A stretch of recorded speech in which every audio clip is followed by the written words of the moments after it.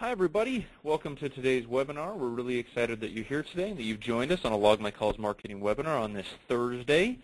And we're really excited Josh Miles has agreed to join us as well. We'll introduce Josh in a moment. First, I want to just kind of give you some background on the Log My Calls webinar series, who we are, and then talk about some ground rules and whatnot for today's webinar. First, Log My Calls, we are a call tracking and conversation analytics company. So what we do is we tell marketers and we tell companies which advertising and marketing efforts produce phone calls and which don't, helping them spend their marketing dollars better. And then we also analyze the content of the call using pretty sophisticated speech recognition technology to actually help you determine what happened on the call. So we can tell you if there was an appointment set on the call, if there was a purchase made on the call, if there was a missed opportunity that could have converted to a sale or an appointment but did not. So there's all these things we can do with conversations, with calls. So check out logmycalls.com, and you can wander around the site and get a little more information.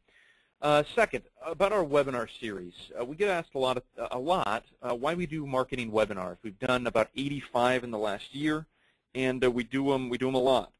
And the reason is because we want to provide useful marketing content to pretty much anyone. So you can see all of our webinars on logmycalls.com/webinar-series. You can also get to it if you just do /webinar, and it'll redirect here. So /webinar, and you can see today's webinar with Josh. You can see we have a webinar in a couple weeks with Lander, and then you can see a lot of other recent webinars we've had that you can log on and you can actually watch without a form fill at all. So you can just watch them at your leisure. So you're talking 85, 90 hours of marketing content for free on our site that you can watch, you can listen to as you're working. We encourage you to do that. It's there for your benefit. Now, a few ground rules about today's webinar. First, if you have questions, just type those into the question bar, and we'll address those as they come in. And then we'll actually read some to Josh at the conclusion. He can address those as well. And then also, the webinar is being recorded, so we encourage you to share that recording with anybody in your organization or outside your organization or on social media. You'll get an email that has that recording in it tomorrow morning bright and early. So you'll be able to share that link on social media and all over the web. And we also encourage you to mention Log My Calls on Twitter during this webinar, just at Log My Calls. And mention the webinar, and we can get more people to these, and we can all get more information about improving our marketing. So with that, let's turn it over to Josh. I want to give Josh a brief introduction and then give him control of the screen. Josh is the principal and founder of Miles Design. They are in Indianapolis. He's also the author of a book called Bold Brand, which I'm reading. It's very good. And he works predominantly with professional services companies. These are like architecture firms, legal practices, engineering offices. He's building a growing team there, and they do extraordinary work. We've heard nothing but good things about them from people who've worked with them and some of their partners. So they do a really good job.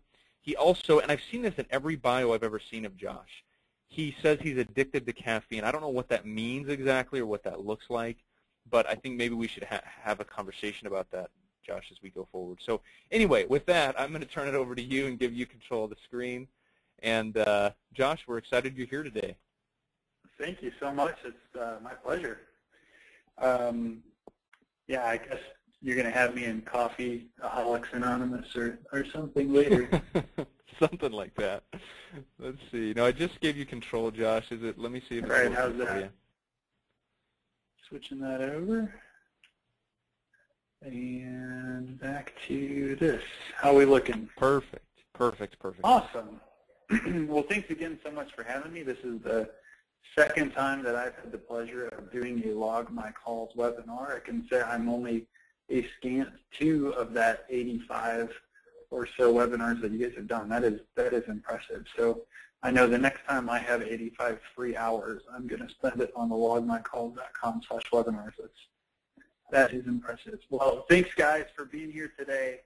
We've got an awesome group. I appreciate the large response that we had on this topic, and hope you are strapped in. We're going to go through some stuff quickly and hit a lot of high-level details on hot B2B trends in digital marketing. So As McKay said, my name is Josh Miles. I founded Miles Designs here in Indianapolis, and we do a lot of branding and design work, especially in the website space, for professional services firms. We work with lots of other clients too, but we've definitely developed some expertise in the professional services space.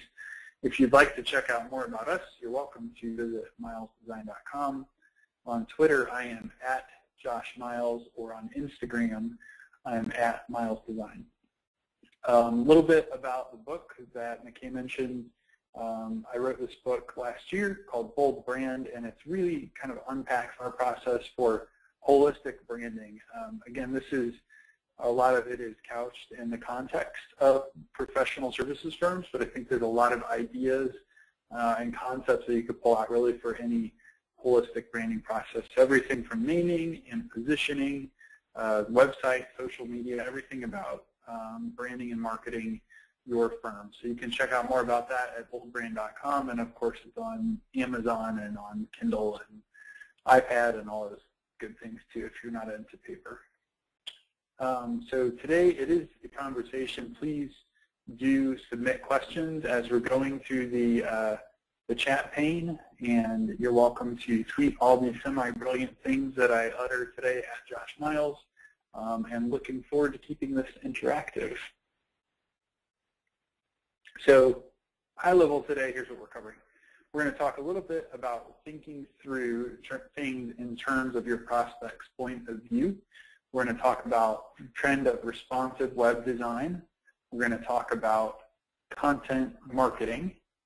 We're going to talk about authorship and how that pertains to Google Plus and what the heck that means, and why there is a reason you should be on the ghost town of Google Plus at least a little bit. And we're going to talk a little bit today about social media as well. So here we go. First and foremost, I'd like to spend a little time and just talk about, from a digital ecosystem standpoint, as we say, between your website or your social media presence or your email. I think the most important question that I hear so few companies discuss is when you get to this point and you say, you know what, our website is really old or really dated, or our social media presence just isn't working, or there's no strategy. But I think very few people take the time to unpack when somebody finally engages with us, for instance, on your website, what is the #1 most important thing that you want them to do when they get there? So I think if we can keep that context as we're moving forward of keeping in mind what are your goals, what are your objectives, are you trying to be seen as thought leaders and just pontificate really interesting things, or get people to know you as a personality, or are you trying to drive leads? Are you trying to get business? Are you trying to move people through the prospect, through the sales funnel? Think about where all your brand is online today. What places are you really active? Which places are you perhaps active and not trying very hard? And really help identify what areas are you missing out completely. As I joked with the group last week, I was asking who from the group was already on Flibber. And I had a couple people raise a shy hand, and everybody else was kind of looking at each other. And the reason is Flibber is not really a thing, but the problem is there's always like a new thing. There's always a new vehicle. There's always a new avenue, new tactics, new social media opportunities, and it's just absolutely impossible to try to capture all those and tackle all of them at the same time. So I would encourage you to be strategic and really focus on the places where you want to have the biggest presence. And again, think about maybe what are the areas that are my biggest losses today, where am I really missing out? So thinking in terms of your prospect's point of view, one of the things that we've seen, especially in the professional services space, is that your marketing presence, and especially your website proper, becomes a validation tool. What I mean by that is we've seen more and more clients who are getting, whether it's word of mouth referral or social media referral or whatever, those prospects go to the website to validate that referral. And in other words, they're saying, is this company, is this brand who someone else said they were. So some quick ways to figure that out is, first of all, can they Google you and find you? First impression, when they do Google you and find you, what is it that they thought that you did? What is the overall look and feel? Once I get there, does that reinforce my first impression? Does the tone and writing in that place, does that reinforce that position, or do I get confused? Does it sound like multiple authors or, sort of conflicting voices are speaking to me on the website? And very importantly today, is the website architecture set up for mobile? Is it set up for SEO? Is the site built to support the types of traffic and the types of leads that I want to generate? And lastly, on social media, are there places that I can follow you? Can I learn more from you? Is it easy to engage? When I go to your site, do I find other ways that I can learn and other digital outposts, if you will, to learn more on an ongoing basis? So keeping all of those things in mind, I want to unpack a few of what we see as some of the biggest ongoing trends going into 2014 for digital marketing in B2B. So one of the biggest trends in B2B is this idea of responsive design. Now, if you take your hands and put them together like you're clapping and go back and forth like you're clanging cymbals together, that is the international hand sign for responsive design. And the reason that is a responsive design, like this example of Mashable.com, takes a layout, a look and feel that is started out as a full screen view with lots of content. And you can see as it moves into a tablet view that things have changed a little bit. There's a little different hierarchy of what's the most important thing on the page, and the focus changes a little bit. And ultimately, it becomes visually optimized for that vertical tablet viewing experience. And then you see as it goes down to the mobile phone view there, again, things have changed. So the main article isn't even an important thing anymore. All of the small articles become the next most important thing. So responsive design is fantastic for having one design that allows you to have these multiple views, or another word that some people might use for responsive is fluid. And one of the ways you can check to see if a site is responsive or fluid is if you're viewing Mashable like this view on the desktop, in your browser in Chrome or, heaven forbid, Internet Explorer, you can grab that bottom right-hand corner and scoot the corner to the left. So what you're doing is creating a tall, skinny viewing portal. And you'll see on a responsive site that things start to move around. Things start to reorganize and resize to mimic what it thinks is the viewing size of the window that's being viewed on. So the other thing that we've seen a lot of is more and more traffic moving to mobile. So we'll talk a little bit about some of the best reasons that you should be considering responsive design for your firm's site if you haven't already. Of course, the layout can be responsive and fluid. So responsive may mean it just has really strong breakpoints. So once you get a little bit smaller, it has a hard jump to the next size. And fluid implies that things are changing ad infinitum throughout the different sizes.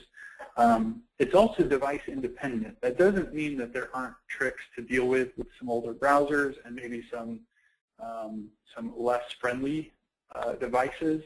But as a rule, as a concept, you're not creating multiple device applications, if you will. So you don't have an iPhone app for your site. You don't have an Android app for your site. You have one website, and it's doing all the work on the front end of that site. You also only have one website to manage. So on a responsive site, unlike having a mobile version, you don't have to update the site in 2 different places. You only have one place to go in and move things around. And then, of course, you can also decide what's important. So in that Mashable view, you saw how some articles swap in, some articles swap out. If you check out our site, milesdesign.com, when you pull that up on your phone, there's a little location icon that shows up in the upper right-hand corner, but only on the phone. So if you're looking at the desktop view, that thing isn't there. Our belief is that if somebody's looking at our site on their phone, there's a really good chance that they're either trying to call us or they're trying to find our office. And either way, we wanted to make sure that driving directions and the phone number were really easy to find if you're on a mobile device. This is a snapshot of some of the statistics from our website a little under a year ago. So under a year ago, we were looking at about 11% of traffic to our site was mobile. And today, we're up to almost 17%. So in less than 12 months, the amount of mobile traffic has increased almost a 100% increase, almost doubled. So this is another good thing for you to look at if you're talking to partners in your firm or to upper management or whatever, to look at, well, how much mobile traffic are we getting today? Does it even matter?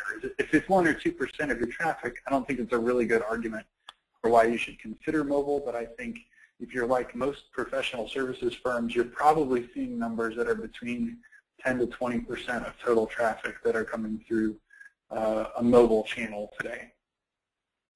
So another example of this, we just launched the site for a company that's here in Indianapolis called Summit. They're a Cushman & Wakefield commercial real estate office. So you might check out summitrealtygroup.com.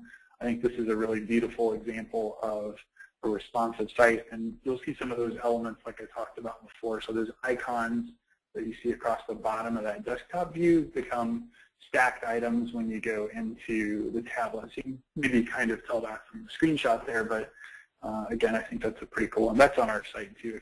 If you're interested in seeing more responsive sites, you can check those out.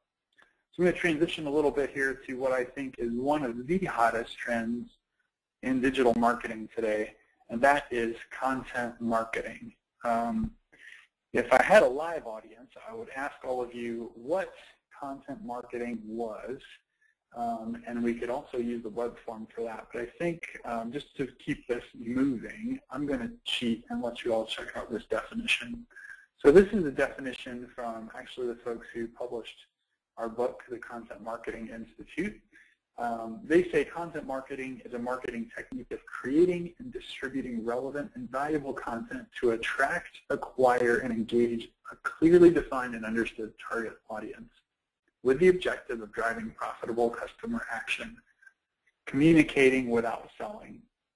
So to me, I think the biggest takeaway and the most important things to keep in mind when you're considering how you're going to build out your content marketing plan for 2014 is both understanding what your objective is to drive profitable customer action, and that ultimately it needs to be communication coming from your firm, from your people, from your brand that is not hardcore selling.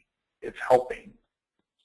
So content marketing that is, for example, perhaps your company decides to create 85 marketing-related webinars.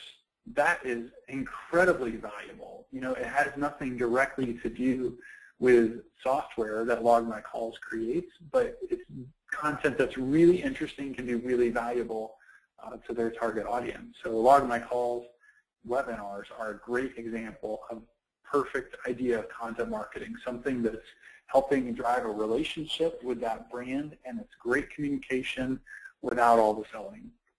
Other things that you might consider for content marketing could be things like a downloadable ebook. It could be infographics. It could be blog posts. It could be videos. It could be a how-to article, maybe a top 10 list. Anything that's, you know, helpful content. There are thousands of different flavors and varieties for content marketing, and I think there are a lot of really good examples of stuff out there.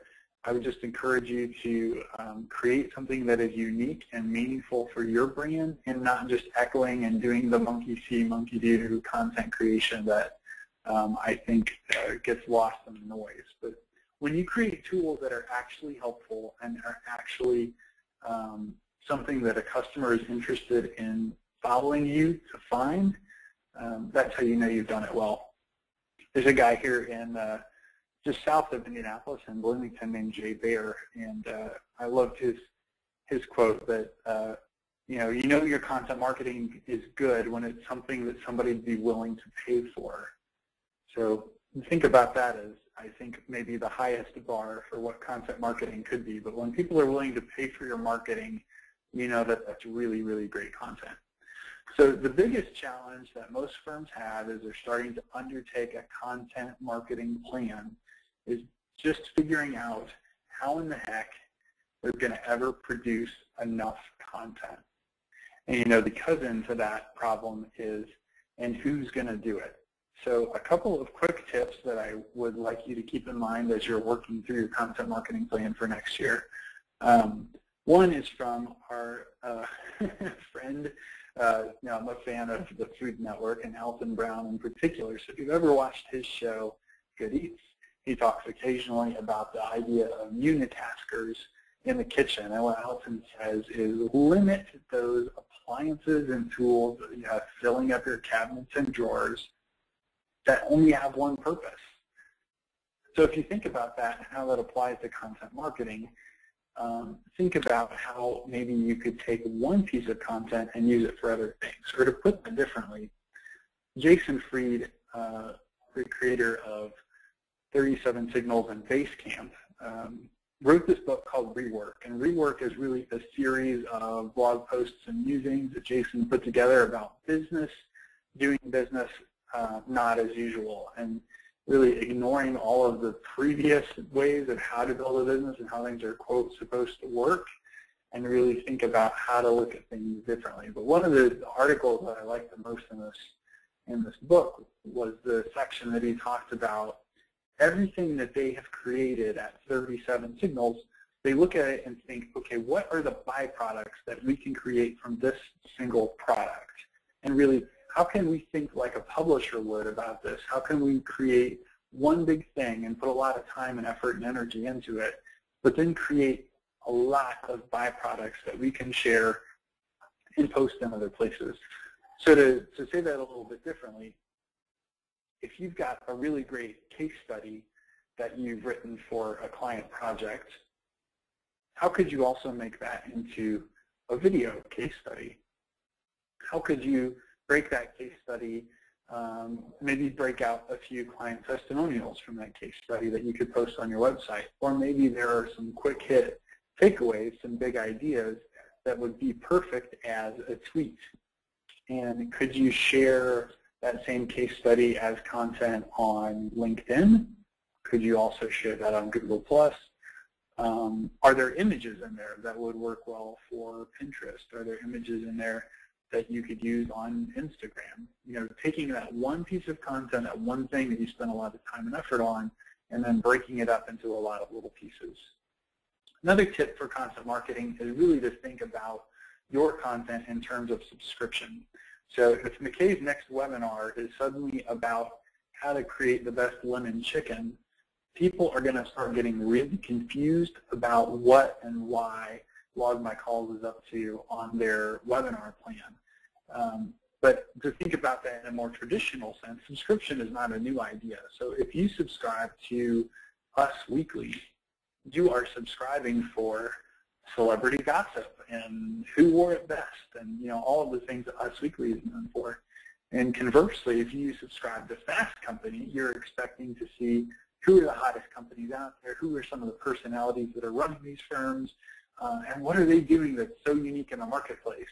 So if you opened up Fast Company and found who wore it best, that would be a little bit jarring. And likewise, if you're in Us Weekly, there's a 4-page write-up on what's going on at Yahoo today, that would be a little bit confusing too. So I think if you really keep in mind this idea of subscription with your content, that is, why did somebody follow you or subscribe to your blog, or why are they reading your content in the first place?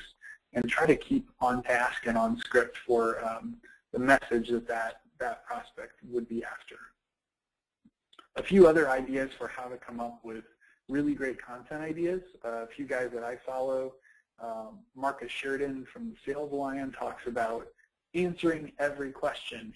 He'll tell you the story of how he created this great pool company and that their blog helped fuel sales in a huge way. And he believes all of the posts that they have created to answer all of the questions that their customers had about buying fiberglass pools helped fuel their success.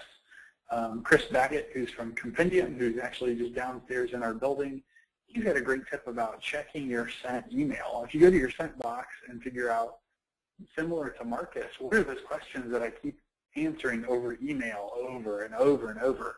Why don't I just create a blog post or a piece of content? And the chances are, taking that sent mail message, there's very little work that you would have to do to clean that up and get that to a place where it's a piece of content ready to go. And I think also looking at your analytics. So in the last version of our website, we saw people tended to go either from the home page to the work page and look through projects, or they would go to home, about, capabilities, and then they would leave. And so what we found is, okay, maybe we need to create some deeper content around each of those capabilities. So looking at where visitors perhaps are bouncing or leaving your site is a good indication of where you might want to create some more content. So from a sustainable content creation standpoint, again, just avoid those unitaskers. Identify what are the byproducts that you can create from all of the pieces of content you've already created. Think about things in terms of subscription, and then identify what those really easy topics are to create more. Another thing I'd like to touch on today is this idea of authorship and Google+. So okay, everybody can digitally raise their hand here. So raise your hand today if you have created an account on Google+.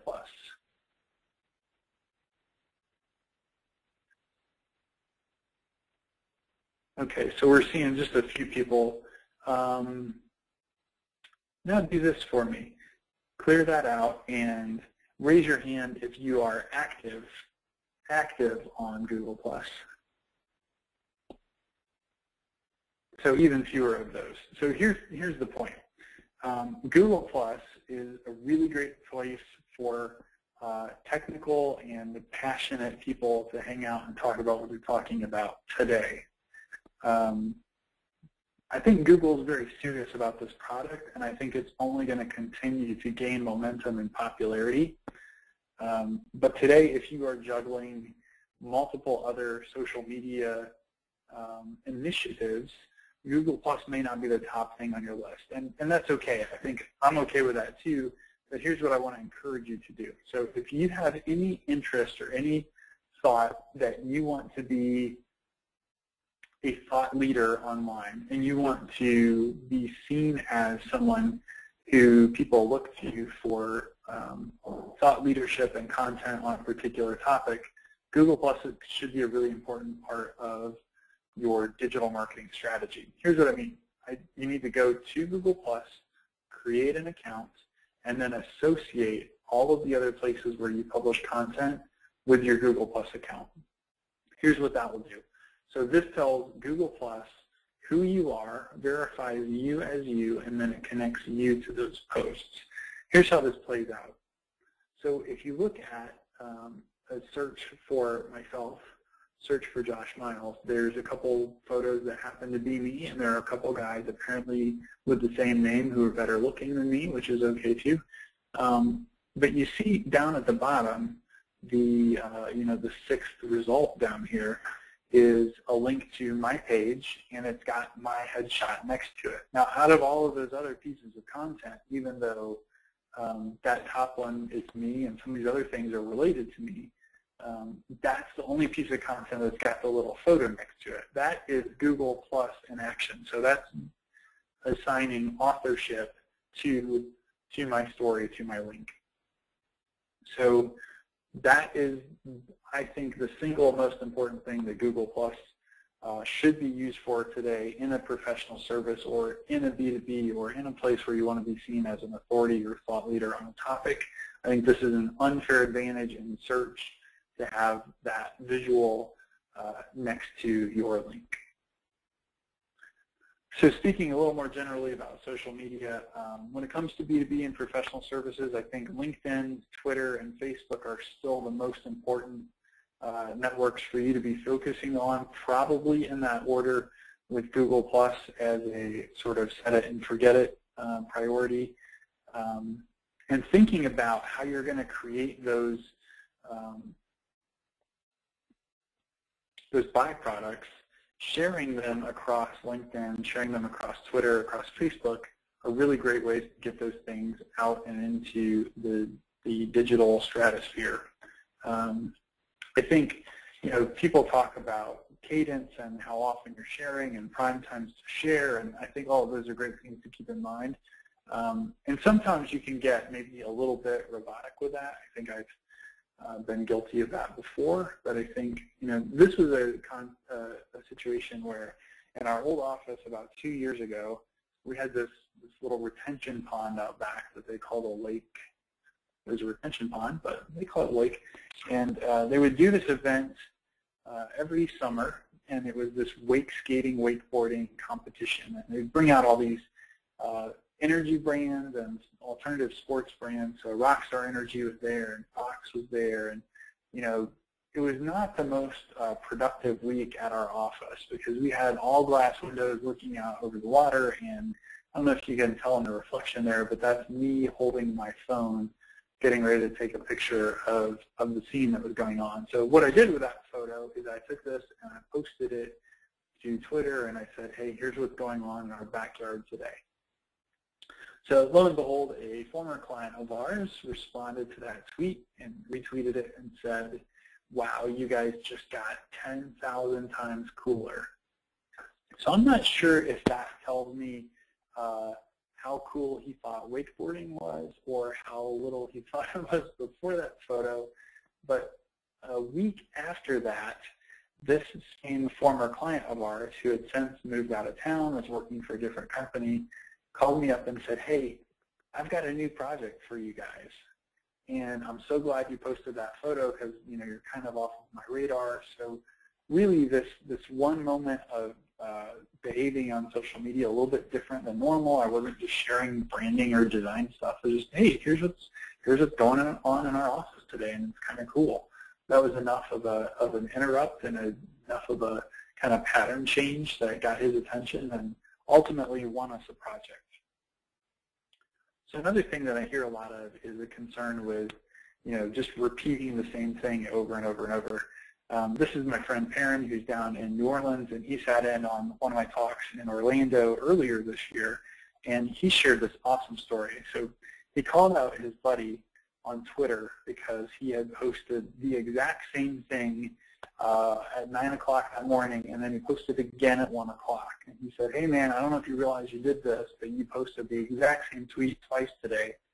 And the guy wrote back and said, hey, sorry that bugged you, but I've been doing that every day for the last 3 years, and that's the first time that you have noticed. So I think the takeaway here is, if my personal preference is if you're going to tweet the same thing, you should consider rephrasing it, but ultimately you're going to get bored with your own content and your own brand, your own consistency, and your own messages long before anybody else ever notices. Getting your message out there, sometimes that requires sending it out more than once. Just because you sent out a really witty tweet or just because you shared your latest piece of content one time at a prime time of the day doesn't mean that your whole audience saw it. So I highly encourage you to set up a plan or automate your social media activity so you are able to hit things more than once. So just to recap a little bit of where we've been today, as you're thinking through the latest fads, the latest trends, the latest hot things for what you can do from a digital marketing perspective, consider first how you want your prospects to see you. Looking at your statistics and really understanding what kind of traffic you're getting from mobile will help you figure out if responsive design might be right for your firm. Definitely consider what are the byproducts that you can create from pieces of content that you've already created. And then how can you share those on social media? And with Google+, of course, for now, set it and forget it. Assign those other sites that you're contributing to and at least create that authorship triangle so that you can receive credit in search and be shown with that little thumbnail icon.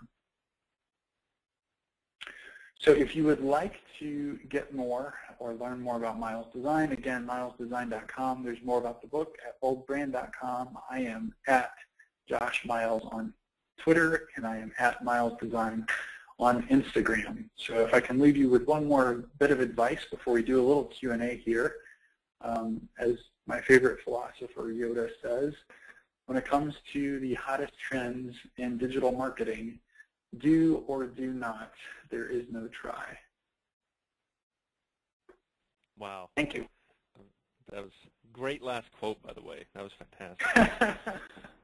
That's a good one. We've got a lot of questions coming in about Google Plus, actually. So in your understanding, is authorship, I mean, just so everybody understands, right, authorship is when when you conduct a search on Google and one of the results has a picture by it, an image, that is the result of Google Plus authorship appearing with that piece of content.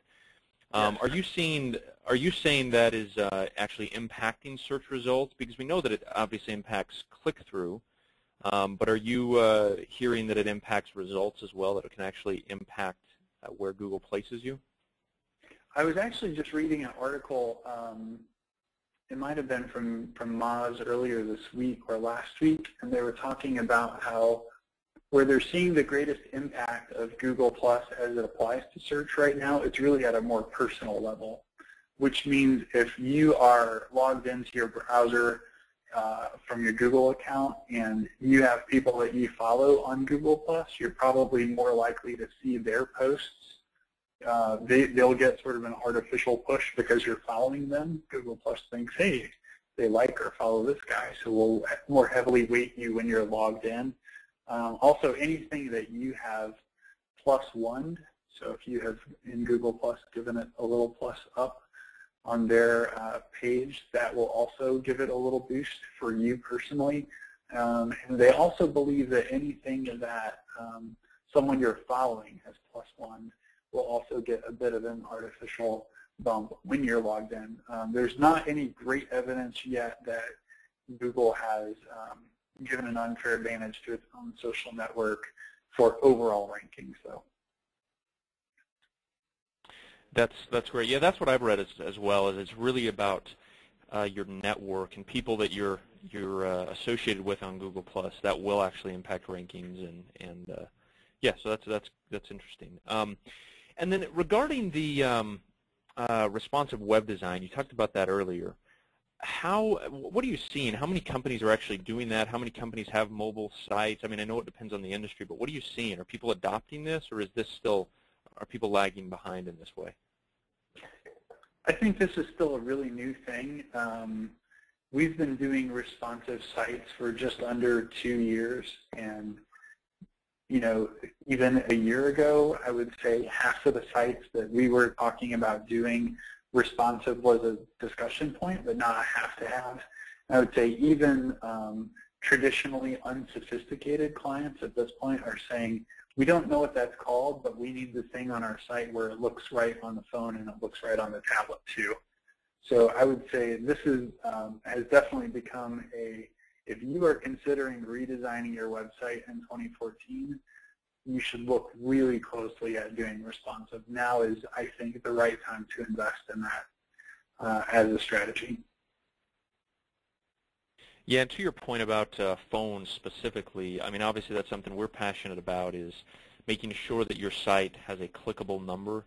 So you can, it's increasingly becoming clear. Google released just a couple weeks ago a study that said 70% of local mobile searches result in a phone call immediately. So we're talking about a mass amount of phone calls that your business could be receiving if the person has a clickable number on that mobile site and the site makes some sense and looks good on their phone, and they don't have to scroll over to see a number or anything weird like that. So calls are important, and they're becoming more important on a smartphone. One other stat that I heard at the marketing world earlier this year was that in the B2B sales process, 60% of the decision had already been made before somebody reached out to a salesperson. So this really plays into the phone thing as well. So if you've got really great content and a really great site and it's easy to view on responsive and you get to that phone number, you're getting a prospect when they're ready to call you that they have made 60% of their decision about whether or not they're going to go with you before they even reach out. So I thought that was a pretty crazy stat.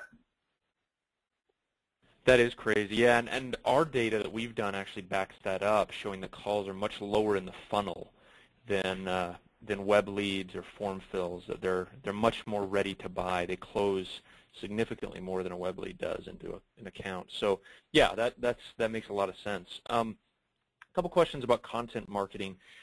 Where should people start? I think that's the biggest question with content marketing is people say, okay, I need to do, there's all these great ideas. I could do infographics, videos, blogs. Where should I begin if I'm just getting started down this path? What is the most critical thing for me to have?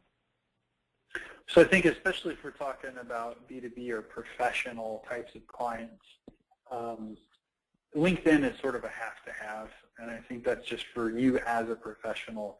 But I think if we're talking about at a corporate level, I think the wisest use of your time to begin with would be to create a really great blog.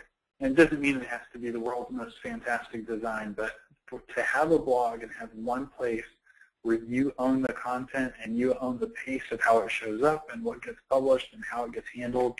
All of the other social networks, all the other media out there are just, as we say, it's like water going over the waterfall. So trying to get noticed on Twitter or trying to get noticed on Facebook really requires ongoing work and effort and energy of regular touches, making sure people are looking for you and engaging with you regularly. But if you create that blog, you've got one place where you can create those cornerstone pieces of content that can be found on search, that people can find them through your website, and ultimately those are things you can share across your social networks as well. So it's not just about it living on the blog by itself.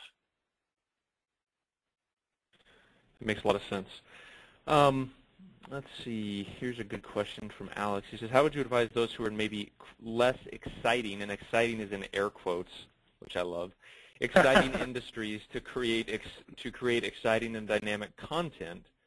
After all, their industry-related content has been covered. So if someone's in not a very thrilling industry, where would you recommend they start with content creation?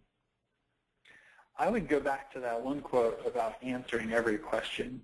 So, whether you find your industry, quote, exciting or not, you've still got clients and you've still got prospects who are interested in finding what you do. And creating pieces out there that are answering questions that, frankly, other people aren't answering, I think is a great way to stand out. So people today are more likely to search, whether it's using Siri or some other type of voice search or even type in full sentences in their browser. People are way more likely to type in a full question. What is the best way to find blah, blah, blah, blah, question mark, and then they send that search. So creating a blog post that has that title, what are the top 5 ways to blah, is a great way to not only rank for that search, but to be relevant to what your customer is most likely after. I think figuring out what those questions are is, if you're a marketing person, talk to the sales team, talk to business development, talk to customer service, figure out what people on the front lines are running into, and then create content to help support that. I agree with you, Josh. I think that any industry, I think there's a couple ways. I think talking to the sales team is great to determine exactly what questions people are asking and what they're interested in. Talking to anybody who answers the phone, what are people talking about? What questions are they asking us? And then create content around those questions. And I mean, we work with a lot of people in, the auto repair space, and we work with a lot of lawyers and dentists and businesses like that. They say, look, my industry is not that thrilling, but guess what? Everybody's going to search for how to, best ways to create a will if you're an attorney. Or there's always people are searching for that kind of stuff. And if you're a dentist, they want tips about how to take care of their teeth and how to get kids to brush their teeth and all sorts of stuff. And if you're an auto repair person, people want tips on how to take care of their car more effectively so they don't have to spend that much money on it. So long story short, I agree. I think any industry there's going to be salient things that you can pull out and create content around. Couple more questions and we'll be done. Josh, Sophia asked a question. She says, let's see, just make sure I pull out what's critical here. Okay, how useful is the press release in content marketing? And then she says, also asked a question about Facebook, whether it is useful in the B2B world specifically, what you've seen, and how that works. Sure. So I am certainly not a PR expert, but when we do press releases, we use a third-party service to release those digitally, as they say, on the wire. I'm not even sure if I'm using that correctly. That's how little I know about PR. But we've seen some pretty magical things happen, you know, both in terms of who has picked up the story when we release things on the wire, and also, you know, just getting a call out of the blue from some guy in California who said, hey, I'm interested in what you're doing, and I used to own a company like this, and just, you know, wanted to, like, volunteer mentor me for that moment. So, you know, it's just, PR has been a cool and interesting thing for us, and we don't quite have that figured out yet. But I think when it comes to Facebook, I think the best use of Facebook in the B2B space is definitely for company culture. So especially if you are a large company across multiple locations, but even if you're not, showcasing what's happening in a day-to-day, on a day-to-day basis at the company, you know, who had a birthday or who had an anniversary, or what was an event that your team volunteered for, or, you know, did everybody do a run together, and have photos of the run. And really what that does is both helps people inside the company get a feel for what else is happening from a culture perspective, but also from a recruiting standpoint. Your friends who follow you and follow maybe your work interest on Facebook might be interested in working there someday. So showing them all the really cool things about what happens, I think, is great for recruiting and great for internal morale. Yeah, that's great. Just to piggyback on what you said, I think we've seen the same thing with press releases. We also partner with a third-party press release company that we write the press release and it goes out, and you know, to say it's going to be quantified by traffic or anything, there's far more useful ways to generate traffic to your site. But we do get some random calls from, you know, some big companies or some investors, potential investors. That's, you know, it's kind of random, the stuff that it picks up, honestly. I think the best way is probably to have a targeted list that you communicate with directly for PR. And then Facebook, yeah, I totally agree. Like, our data shows the same thing. Like, when we post pictures, like on Halloween, we posted a bunch of pictures on our Facebook page about everybody dressing up, and that got far more views and shares and comments than any of the blogs that I post on a daily basis. So that's how it goes, I suppose. So, Josh, thanks for your time today. Any final thoughts before we conclude today, sir? You know, just one other thing that I thought of on the press release side. There's a random tip. There's a service that I use called Newsly. It's Newsle. And if you hook up Newsly to your social accounts, when people you are following are mentioned in a press release, you get that in a daily digest format email, so you can see what clients or prospects are making the news today. So it's pretty cool. You might check that out at Newsly. That's good. That's a good resource. Really good resource. Josh, thanks for your time, sir. We appreciate it. Everybody, thanks for attending today.